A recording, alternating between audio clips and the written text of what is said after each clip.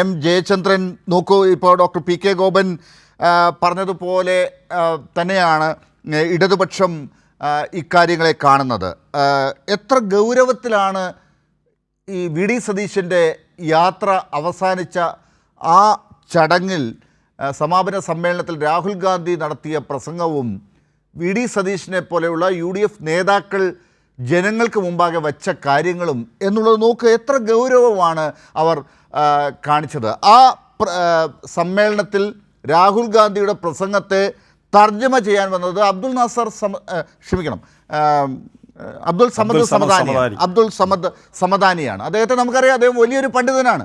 അദ്ദേഹത്തിന് തെറ്റുപറ്റാറില്ല എന്നുള്ളത് നമ്മൾ പൊതുപ്രസംഗങ്ങളൊക്കെ നമ്മൾ കാണുന്നതാണ് പലപ്പോഴും ഭാഷാപരമായി. പക്ഷേ രാഹുൽ ഗാന്ധിയുടെ പ്രസംഗത്തെ എത്ര ഗൗരവത്തോടു കൂടിയാണ് അദ്ദേഹം ഇന്ന് ശ്രവിച്ചത്, അതിനെ തർജ്ജമ ചെയ്തത്. അത് മനഃപൂർവ്വമാണോ അക്കാര്യങ്ങൾ ശ്രദ്ധിക്കാത്തത് എന്നുള്ളത് രണ്ടാമത്തെ വരി മുതൽ എല്ലാവരും, കോൺഗ്രസ് നേതാക്കൾ ഉൾപ്പെടെ മൂക്കത്ത് വിരൽ വെക്കുന്നുണ്ടായിരുന്നു അദ്ദേഹത്തിൻ്റെ തർജ്ജമ. അതിൻ്റെ ഗൗരവം എത്രമാത്രമാണെന്ന് ഞാൻ സൂചിപ്പിക്കാനാണ്. സഞ്ജു സാംസണെക്കുറിച്ച് പറയുമ്പോൾ, സഞ്ജു സാംസണിൻ്റെ പേരിൽ ഈ തിരുവനന്തപുരത്തുകാരെ ഒന്ന് കയ്യിലെടുക്കാൻ രാഹുൽ ഗാന്ധി ശ്രമിക്കുമ്പോൾ ആ പേര് പോലും പറയാതെ വേറെ എന്തോ പറയുകയാണ് സമദാനി ചെയ്തത്. അതുപോലെ പല ഘട്ടങ്ങളുണ്ടായിട്ടുണ്ട്.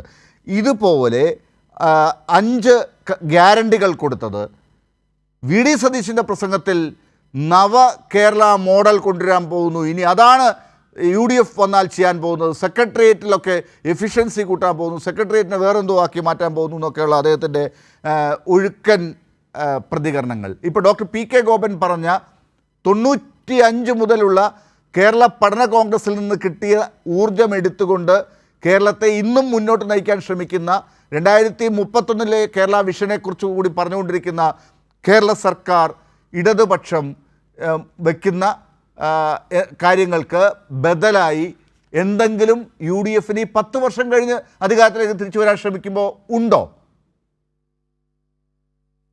ഡോക്ടർ ലാൽ, ഞാൻ ആ പ്രസംഗത്തിന്റെ മറ്റ് ഈ ഭാഷാപരമായോ അല്ലെങ്കിൽ ട്രാൻസ്ലേഷൻ പരമായോ ഉള്ള കാര്യങ്ങളെ ഞാൻ വിടുന്നു തൽക്കാലം.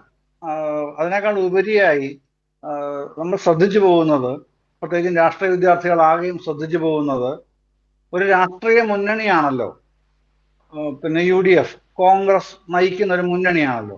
അപ്പോൾ ഒരു രാഷ്ട്രീയ പോരാട്ടത്തിന്റെ മുമ്പിൽ വന്നു നിന്ന് ഒരു ഇതുപോലെ പിന്നെ നവയുഗയാത്ര, പുതുയുഗയാത്രയൊക്കെ നടത്തി അതിന്റെ സമാപന സമ്മേളനമാണ് ഇന്ന് തിരുവനന്തപുരത്ത് കണ്ടത്.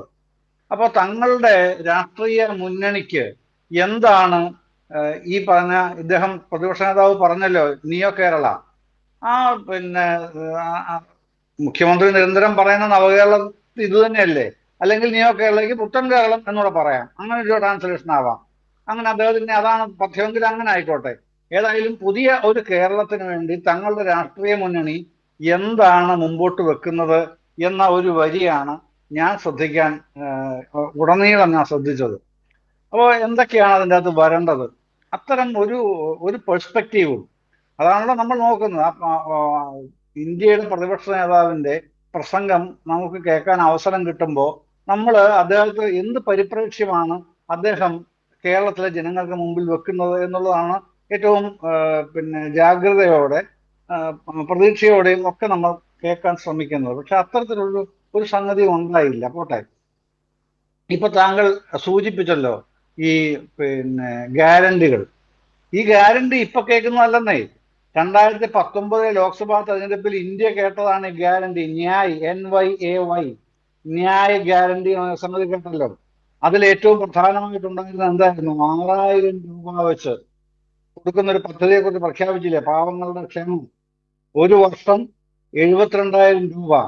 കോൺഗ്രസ് ജയിച്ച എവിടെയെങ്കിലും, 2019 അധികാരം കിട്ടിയില്ല പോട്ടെ, അതിനുശേഷമുള്ള സംസ്ഥാനങ്ങളിൽ എവിടെയെങ്കിലും, ഇപ്പൊ നമ്മുടെ തൊട്ടയൽപക്കത്തുള്ള തെലങ്കാനയിലോ കർണാടകത്തിലോ എവിടെയെങ്കിലും ന്യായ പദ്ധതി പ്രകാരം 7,000 രൂപ കൊടുക്കുന്ന 6,000 രൂപ കൊടുക്കുന്ന, പ്രതിവർഷം 72,000 രൂപ കൊടുക്കുന്ന ഒരു പദ്ധതി നിലവിലുണ്ടോ? എന്റെ അറിവിലില്ല. ഉണ്ടെങ്കിൽ പ്രിയപ്പെട്ട ശ്രീകുമാർ പറയട്ടെ. മറ്റൊന്ന്, ഇവര് കേരളം മൊത്തം കടക്കണിയിലാക്കിയിരിക്കുകയാണ് പിണറായി വിജയൻ സർക്കാർ എന്നാണല്ലോ പറയുന്നത്.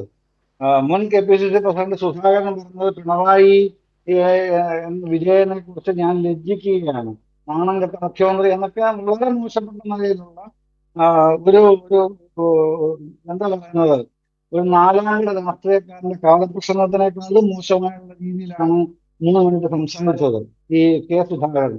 ഇത് ഞാൻ വിട്ടുകളയുന്നു. പക്ഷെ ഞാൻ ചോദിക്കുന്നത്, ഇവർ ഇപ്പോഴും പറഞ്ഞു നടക്കുന്ന എന്താണ്?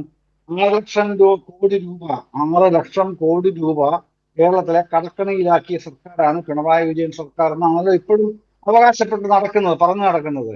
ഈ 6 ലക്ഷം കോടി രൂപ കേരളത്തിലെ കടക്കണിയിലാക്കിയിട്ടുണ്ടെങ്കിൽ ആ കടക്കണിയിൽ നിന്ന് കേരളത്തെ മോചിപ്പിക്കുന്നത് തങ്ങളുടെ പദ്ധതി എന്താണ്? രാഹുൽ ഗാന്ധിക്ക് കേരളത്തിന്റെ രാഷ്ട്രീയ യാഥാർത്ഥ്യങ്ങൾ ശരിയായിട്ട് പിന്നെ പറഞ്ഞു കൊടുക്കാൻ ആളില്ലാത്തത് അദ്ദേഹം മനസ്സിലാക്കിയിട്ടില്ല എന്ന് വിചാരിക്കാം. പക്ഷേ പ്രതിപക്ഷ നേതാവ് അടക്കമുള്ള ആ, വ്യാഖ്യാന വിശകലനങ്ങൾ ഒരുപാടുള്ള ഒരു പ്രസ്ഥാനമാണല്ലോ അത്. അപ്പൊ അവർക്ക് തോന്നണ്ടേ, ഇത് 6 ലക്ഷം കോടിയിൽ മുങ്ങിക്കിടക്കുന്ന കേരളത്തെ രക്ഷിക്കാനുള്ള സ്വപ്ന പദ്ധതി സ്വപ്ന പദ്ധതി എന്ന് ഞങ്ങൾ പറയുമെങ്കിലും സ്വപ്ന പദ്ധതിയല്ല, പ്രായോഗികമായി ഞങ്ങളാണ് നടപ്പിലാക്കുന്നത്, കേട്ടോളൂ എന്ന് പറഞ്ഞു തരേണ്ടത്. അപ്പൊ ആദ്യം കേരളത്തിലെ കടക്കണിയിൽ നിന്ന് മോചിപ്പിക്കുക, എന്നിട്ട് മതില്ല നമ്മളൊരു ഒരു ഒരു ഒരു പ്രസ്ഥാനമായിട്ട് നിൽക്കുമ്പോഴേക്ക് കടക്കണിയിൽ നിന്ന് മോചിപ്പിക്കുന്നു, കേരളത്തെ ലെവൽ ചെയ്യുന്നു. അപ്പൊ അങ്ങനെ ഒരു പ്ലേ ഗ്രൗണ്ടിലല്ലേ നന്നായിട്ട് കളിക്കാൻ കഴിയുക, അല്ലേ? അപ്പൊ അതിനുള്ള പദ്ധതി എന്താണ്? അതിനുള്ള പദ്ധതി വല്ലതും ഉണ്ടോ? ഞാൻ കേട്ടില്ല. അപ്പൊ അത്തരത്തിലുള്ള ഇപ്പം ഒരു രാഷ്ട്രീയ കക്ഷിക്കോ രാഷ്ട്രീയ മുന്നണിക്കോ പിന്നെ എല്ലാ തരത്തിലുള്ള അവകാശം ഉപയോഗിച്ച് തന്നെയാണ് ഈ യാത്ര നടത്തിയത്. അതൊന്നും എനിക്ക് ഒരു തർക്കമോ അഭിപ്രായ വ്യത്യാസമോ പോലും ഇല്ല. കാരണം അത് ചെയ്യേണ്ടതാണ്. അങ്ങനെയാണല്ലോ രാഷ്ട്രീയ പ്രചാരണം നടത്തുന്നത്. പക്ഷേ അതിന്റെ കൾമിനേഷനിൽ ഇന്നതാണല്ലോ, അതിന്റെ സമാപനമാണല്ലോ ഇന്ന് കാണുന്നത്. ആ സമാപനത്തിൽ കൃത്യമായ സുനിശ്ചിതമായ പിന്നെ കാര്യങ്ങൾ അവതരിപ്പിക്കാനുള്ള ബാധ്യതയുണ്ട് ഈ വിമർശിച്ച് നടക്കുന്നവർക്കെന്നുള്ളത് ഞാൻ റൈറ്റ്. അടിവരയിട്ട് പറയാൻ ആഗ്രഹിക്കുന്നു. ആ വിമർശനം വീണ്ടും വീണ്ടും ഉന്നയിക്കുകയും ചെയ്യുന്നു, അത് ചെയ്തില്ല എന്നുള്ളത്. അങ്ങനെ ആയിരുന്നില്ല വേണ്ടത്.